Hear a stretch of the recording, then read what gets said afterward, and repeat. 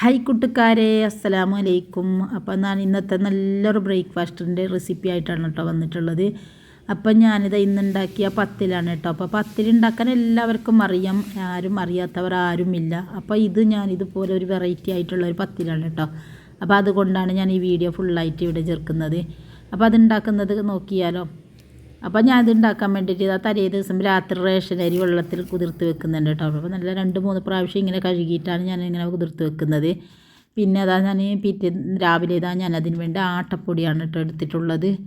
അപ്പോൾ ഇത് മെയിനായിട്ട് ആട്ടപ്പൊടി കൊണ്ടുള്ള ഒരു ഇതാണ് കേട്ടോ. അപ്പോൾ ഇത് റേഷൻ അരിയും റേഷൻ കടയിൽ കൊടുക്കുന്ന ആട്ടപ്പൊടിയാണ് കേട്ടോ. അപ്പോൾ അത് അരി നല്ല നൈസായിട്ട് തന്നെ അരച്ചെടുക്കുന്നുണ്ട്. അപ്പോൾ അതിൽ പാകത്തിനൊക്കെ ഉപ്പിട്ടിട്ട് നല്ല നൈസായി വെള്ളമൊക്കെ പാകത്തിനായിട്ട് അരച്ചെടുത്തിട്ടുണ്ട് കേട്ടോ. അപ്പോൾ നമുക്ക് നമ്മൾ ആവശ്യത്തിന് വെള്ളം ഒഴിച്ച് കൊടുക്കാം. നമുക്കറിയില്ല ഇപ്പോൾ എത്ര വെള്ളം വേണമെന്ന്. അപ്പോൾ അതിൻ്റെ അനുസരിച്ച് വെള്ളം ഒഴിച്ച് കൊടുക്കുക. അപ്പോൾ അതിന് ശേഷം ഞാൻ 2 കപ്പ് ആട്ടപ്പൊടി അതിലേക്ക് ഇട്ട് കൊടുക്കുന്നുണ്ട് കേട്ടോ.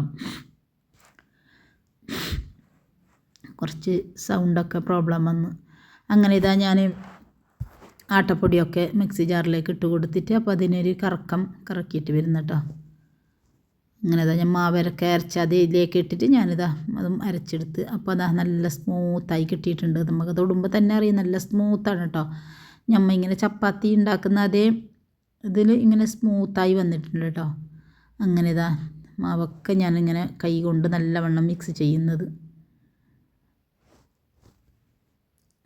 മാവൊക്കെ നല്ല മിക്സ് ചെയ്തെടുത്തിട്ടുണ്ട് കേട്ടോ. അപ്പോൾ അതിന് ശേഷം ഒരു പത്തിരി ഉണ്ടാക്കുന്ന അതേ ഷേപ്പിൽ ഉരുളകളാക്കിയിട്ട് എടുക്കുന്നുണ്ട്.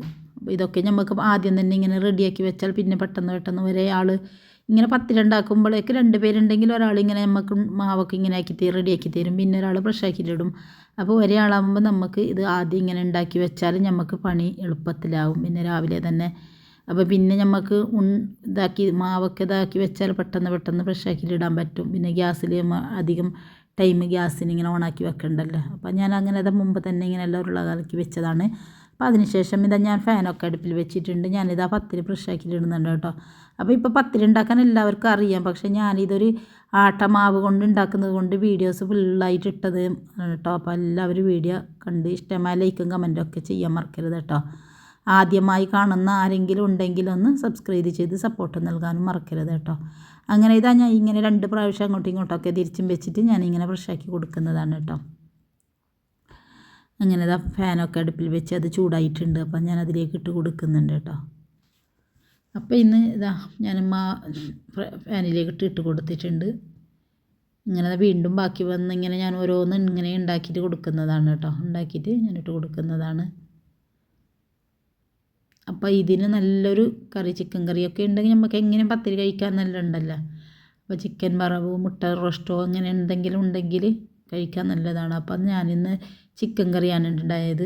ഇങ്ങനെ പത്തിരിയൊക്കെ ഞാനിങ്ങനെ റെഡിയാക്കി എടുക്കുന്നുണ്ട്. ഓരോന്നും ഇങ്ങനെ ഫ്രഷാക്കിയിട്ട് ഇടുന്നുണ്ട് കേട്ടോ. അപ്പോൾ എല്ലാ വീഡിയോസും ഇങ്ങനെ എല്ലാം മൊത്തത്തിൽ കാണിക്കുന്നില്ല. ഞാൻ കുറച്ച് കാട്ടിച്ചതാണ് കേട്ടോ. അപ്പോൾ ഇങ്ങനെ 2 പ്രാവശ്യം ഇങ്ങനെ ഒന്ന് പെട്ടെന്ന് ഇങ്ങനെ തിരിച്ചിടാം. പിന്നെ കുറച്ച് മൂത്ത് വന്നതിന് ശേഷം ഇങ്ങനെ തിരിച്ചിടാം കേട്ടോ. അപ്പോൾ അത് പൊങ്ങി വരാൻ വേണ്ടിയിട്ട്.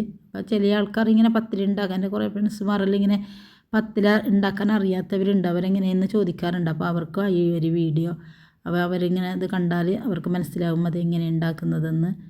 അങ്ങനെ നമ്മളെ പത്തിരിയൊക്കെ നല്ല പൊങ്ങി വരുന്നുണ്ട് കേട്ടോ. അപ്പോൾ നമ്മൾ അരിയുടെ പത്തിരിൻ്റെ അതേ രൂപത്തിൽ തന്നെ പൊങ്ങി വരുന്നുണ്ട്. അങ്ങനെ ഓരോന്നും ഇങ്ങനെ മൂത്ത് പൊരിഞ്ഞ് വരുമ്പോഴേക്കും നല്ല ഇതായി വരണം കേട്ടോ. അപ്പോൾ പെട്ടെന്ന് നമുക്കത് ഇങ്ങനെ ഇതായി കിട്ടും. അപ്പോൾ ഇത് ഒരു നല്ലൊരു ഇതാണ്. അപ്പോൾ ഇത് ഈ റൗണ്ടിൻ്റെ ഇതിലായതുകൊണ്ട് പത്തിരി ഇടുമ്പോഴൊക്കെ അങ്ങോട്ടും ഇങ്ങോട്ടൊക്കെ പാറി കളിക്കുന്നു.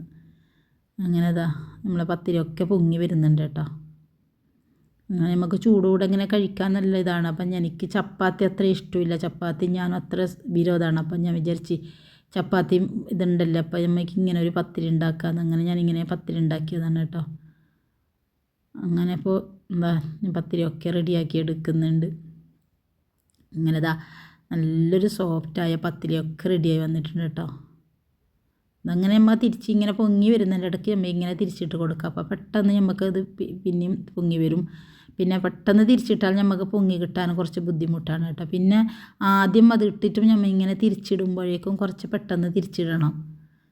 അങ്ങനെ പത്തിരിയൊക്കെ ഇങ്ങനെ ഞാൻ റെഡിയാക്കി എടുക്കുന്നുണ്ട് കേട്ടോ. അപ്പോൾ ഇന്ന് ഇത്രയേ ഉള്ളൂ എൻ്റെ ഇന്നത്തെ പത്തിരിൻ്റെ ഇതാണ് കേട്ടോ, നല്ല സ്മൂത്തായിട്ടുണ്ട്. കാണുമ്പോൾ തന്നെ അറിയാമല്ലതാ, നമ്മളിങ്ങനെ എടുക്കുമ്പോൾ തന്നെ അറിയാം നല്ല സ്മൂത്തായ പഞ്ഞി പോലത്തെ പത്തിരി ഞാൻ റെഡിയാക്കി എടുത്തതാണ് കേട്ടോ. അപ്പോൾ എല്ലാവരും വീഡിയോ കണ്ട് സപ്പോർട്ട് തരാനും ലൈക്ക് ചെയ്യാനും ഷെയർ ചെയ്യാനും ഒക്കെ മറക്കരുത്. ഓക്കെ, അപ്പോൾ അസ്സലാമു അലൈക്കും. അപ്പോൾ നല്ല നല്ല വീഡിയോസായി ഞാൻ വീണ്ടും വരാം കേട്ടോ. അപ്പോൾ എൻ്റെ വീഡിയോസൊക്കെ കണ്ടു നോക്കാം എല്ലാവരും. ഓക്കെ.